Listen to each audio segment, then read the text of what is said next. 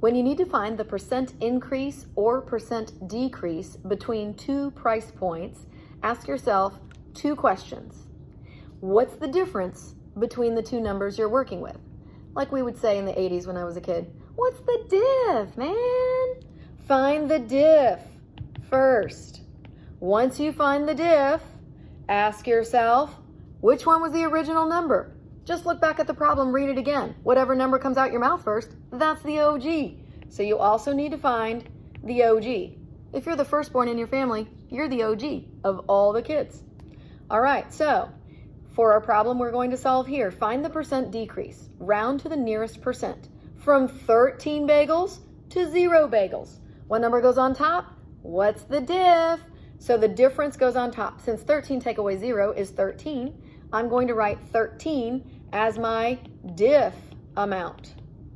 Then, because my other amount comes from the OG or the original number, when I read the numbers, which one do I say first? From 13 bagels to 0 bagels. That's right, 13.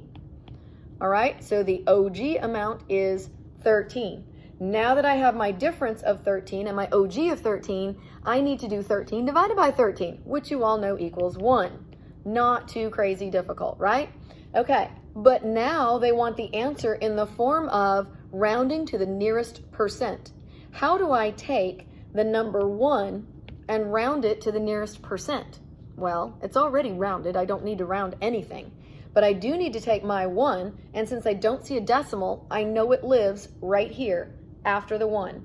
And now I need to do my reverse Beyonce and go 1, 2 scoops to the right, fill those in with zeros, giving me an answer of 100%. So in HMH Online, you'd simply enter the 100, the percent is already there. Now the same thing works if you're doing a percent increase. You do the exact same process, but this time we're dealing with some bigger numbers.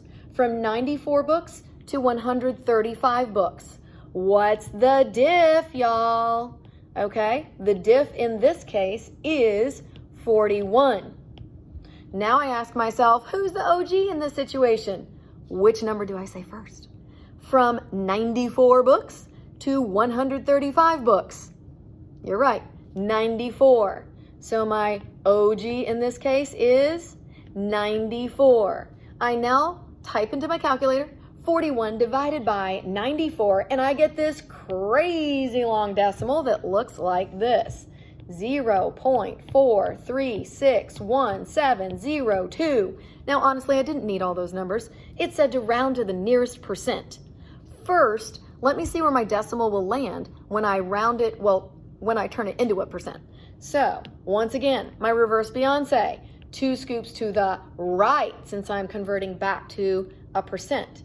But this time, I only need it to round to the nearest percent.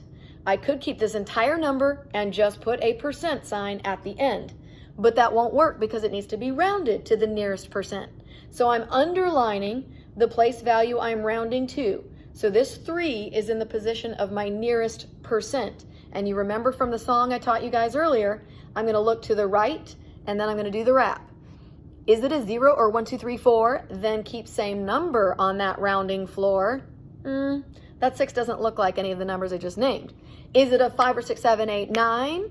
Add one more number to your rounding line. So yes, I'm going to erase that 3. It's going to become a 4.